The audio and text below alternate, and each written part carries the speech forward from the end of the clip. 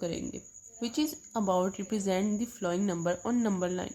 हम लोगों ने इस क्वेश्चन में जितने भी डिफरेंट पार्ट्स हैं और क्वेश्चंस हैं उनको नंबर लाइन के ऊपर रिप्रेजेंट करना है। अब जो फर्स्ट है वो है √2।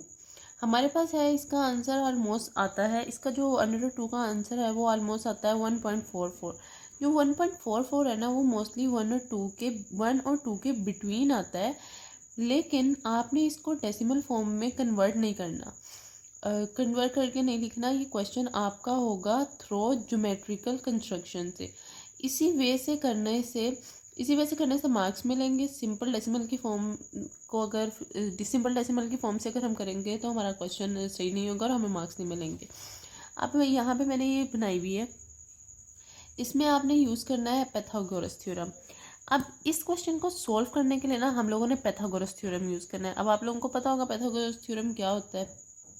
पाइथागोरस थ्योरम होता है, मैं यहाँ पे लिख लेती हूँ, using Pythagoras theorem, using Pythagoras theorem, using Pythagoras theorem जो कुछ इस तरह है, परपेंडिकुलर का स्क्वायर प्लस बेस का square is equal to hypotenuse का स्क्वायर। ये हमारा पाइथागोरस थ्योरम है। ये पाइथागोरस थ्योरम की स्टेटमेंट है, परपेंडिकुलर का स्क्वायर प्लस बेस का square is equal to hypotenuse का स्क्वायर। इसके लिए अब आपने ट्रायंगल को कंसीडर करना है। अब इसके लिए हम लोगों ने एक ट्रायंगल को कंसीडर करना है। अब मैं यहाँ पे एक ट्रायंगल बना देती हूँ। जो ट्रायंगल कुछ इस तरह का होगा, ये ट्रायंगल इसका बन रहा है। अब ये जो ट्रायंगल होता है ना ये मोस्टली होता है 90 का। ये ट्रायंगल मोस्टली किसका होता है, ये 90 का ट्रायंगल होता है। अब इस ट्रायंगल की जो ऑपोजिट साइड है ना, इसकी जो ये ऑपोजिट साइड है ये उल्टा भी बन गया है। मोस्टली जो ज़्यादातर ट्रायंगल इसका यूज़ होता है ना वो कुछ लोग इस तरह बनाते हैं, इस वे में, ठीक है। अब इसकी जो ऑपोजिट साइड है वो है हाइपोटेन्यूस, ये परपेंडिकुलर है और ये है बेस। तो अब हमें पता चल गया ये परपेंडिकुलर है, बेस है और ये हाइपोटेन्यूस है। हमारे पास ये ट्रायंगल अब है। अब इसमें हमने करना क्या होता है, आपने ना यहाँ पर ऐसे ट्रायंगल कंसीडर करनी है, स्टार्ट करना है। यहाँ पर आपने ना एक तरह का ट्रायंगल इस तरह कंसीडर करना है कि आपने इस ट्रायंगल को स्टार्ट करना है 0 से। आपने 0 से क्वेश्चन को देखें, आपने ना 0 से क्वेश्चन को देखना है, 0 से स्टार्ट करना है और जो √2 है ना वो आपने इस फॉर्म में लेके आनी है। इस फॉर्म में यहाँ यूज़ करेंगे हम इसको।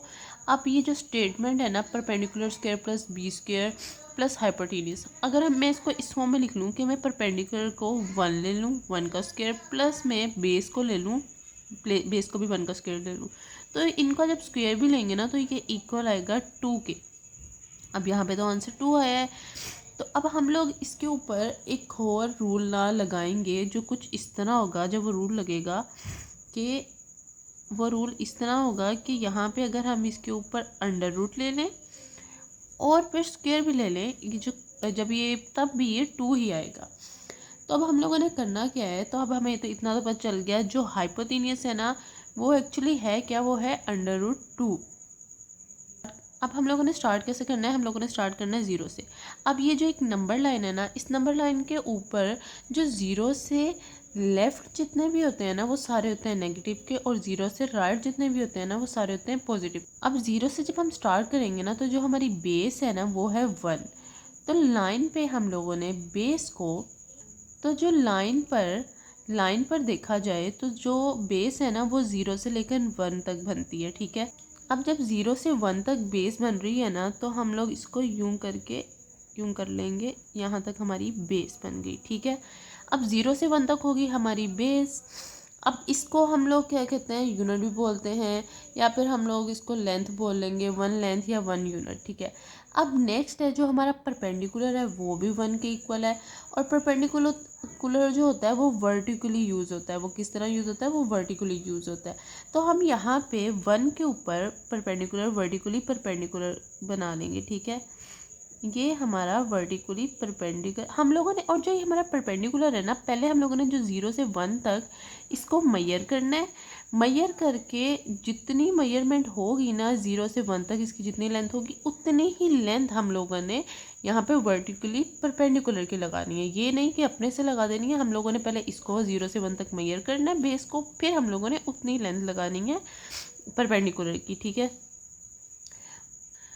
तो अब हम लोगों ने जो क्या कहते हैं हाइपोथेनियस बनाना है। तो हाइपोथेनियस को कंस्ट्रक्ट करने के लिए हम लोगों ने जो स्केल लेना है, तो जो स्केल है ना, स्केल को इस पॉइंट से इस पॉइंट के साथ ज्वाइन करना है, यानी 0 से 1 ये इस पॉइंट के साथ हम लोगों ने इसको ज्वाइन करना है।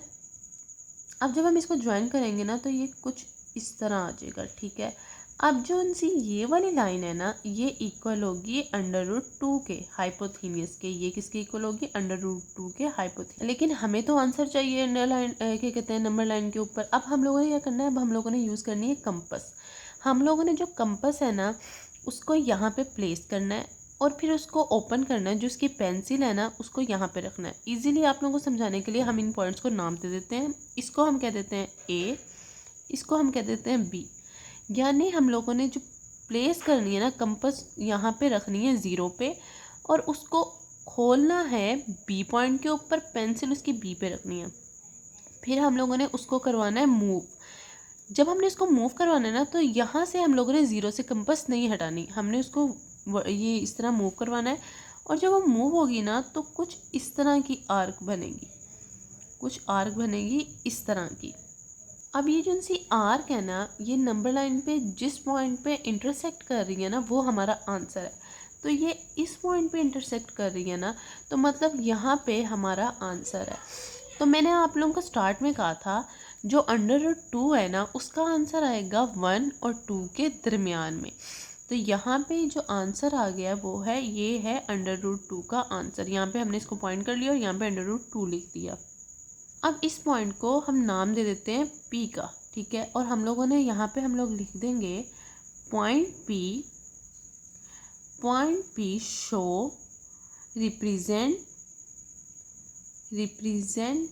The actual value of √ on real line. हम लोगों ने इस क्वेश्चन को सॉल्व करना है। तो ये हमारा पार्ट 1 हो गया है। हमारे पास इसका है सेकंड पार्ट √3। जो सेकंड पार्ट है ना वो फर्स्ट वाला पार्ट हम लोगों ने यूज़ करना है √2 के ऊपर ही, और √2 के ऊपर हमने करना है और ट्रायंगल यूज़ वही करना है। और हम लोगों ने मतलब उसी लाइन के ऊपर इसी को यूज़ करके जो फर्स्ट पार्ट में हम लोगों ने बनाई है ना, इसी को यूज़ करके हमने इसको भी कंस्ट्रक्ट करना है। अब किस तरह करनी है, सबसे पहले तो मैं आप लोगों को बता दूं कि जो आप लोगों की इस एक्सरसाइज 1.1 के ये वाले जो उनसे इस क्वेश्चन नंबर 2 के ये 2 पार्ट है ना, इस सबसे ज़्यादा समझने वाले हैं, अंडरस्टैंड करने वाले हैं। बाकी जो दूसरे हैं ना वो सिंपल है, वो सिंपली हो भी जाएंगे। तो हम लोगों ने इसको ज़्यादा केयरफुली अंडरस्टैंड करना है।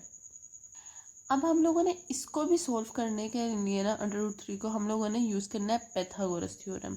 लेकिन जब हम लोगों ने पाइथागोरस थ्योरम अब यूज़ करना है ना, तो हमने पाइथागोरस थ्योरम यूज़ करते हुए जो यहाँ पे हाइपोथेनियस थी ना, √2 हाइपोथेनियस था, हम लोग यहाँ पे पाइथागोरस थ्योरम में बेस को √2 लिखेंगे। अब मैं आपको बताती हूँ कैसे। हम लोग जो सा सबसे पहले जो ये वाला हम लोगों ने बनाई हुई है ना लाइन, हम पहले यहाँ पे इसको यहाँ पे ड्रॉ कर लेते हैं।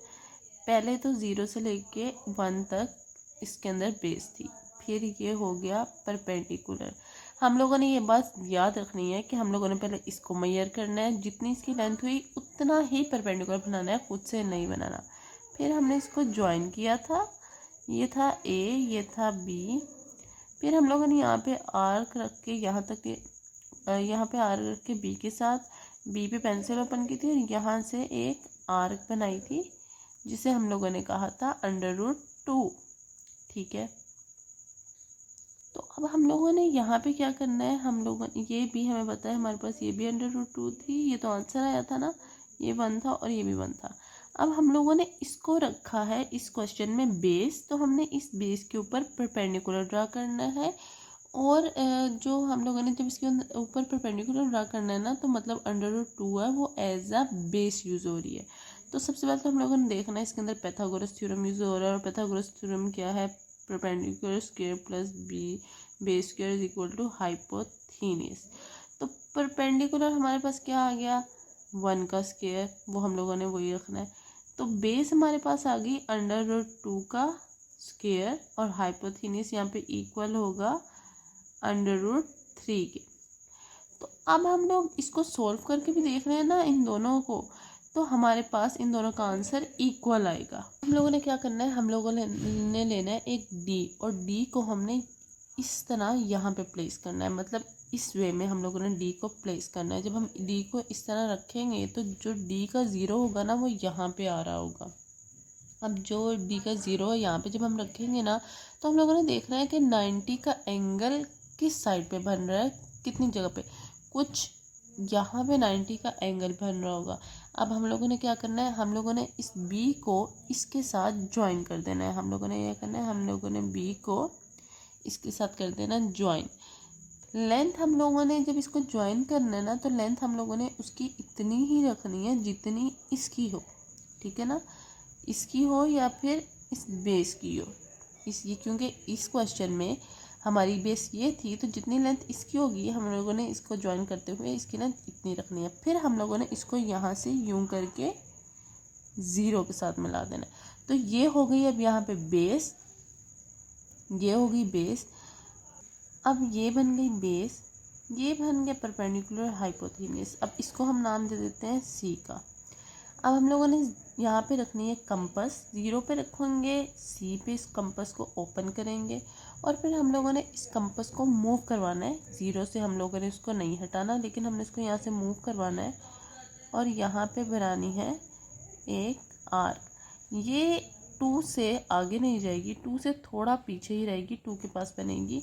यहाँ पे ये जो पॉइंट बनेगा इसको हम पी का नाम देते हैं, ये बन जाएगा √3 का। हमारा ये पॉइंट बन गया पॉइंट पी √3 का। तो ये हमारा बन गया, क्या कहते हैं, ये हमारी लाइन के ऊपर, नंबर लाइन के ऊपर हमारा √3 हमने शो करवा दिया। तो यहाँ पे हम लिख देंगे पॉइंट पी शो रिप्रेजेंट ये शो कुछ भी लिख लें, represent the value of √3 on real line. Point P के ऊपर शो हो रहा है वैल्यू √3 की, पॉइंट पी में जो वैल्यू √3 है वो रियल लाइन पे शो हो रही है। तो ये हमारे पहले 2 पार्ट थे। अगले 2 पार्ट हैं जो इसके, जो नेक्स्ट क्वेश्चन है वो इंशाल्लाह हम नेक्स्ट वीडियो में कवर करेंगे। ये मोस्ट इम्पोर्टेंट थे, इनको अंडरस्टैंड करना है, बाकी सिंपल है।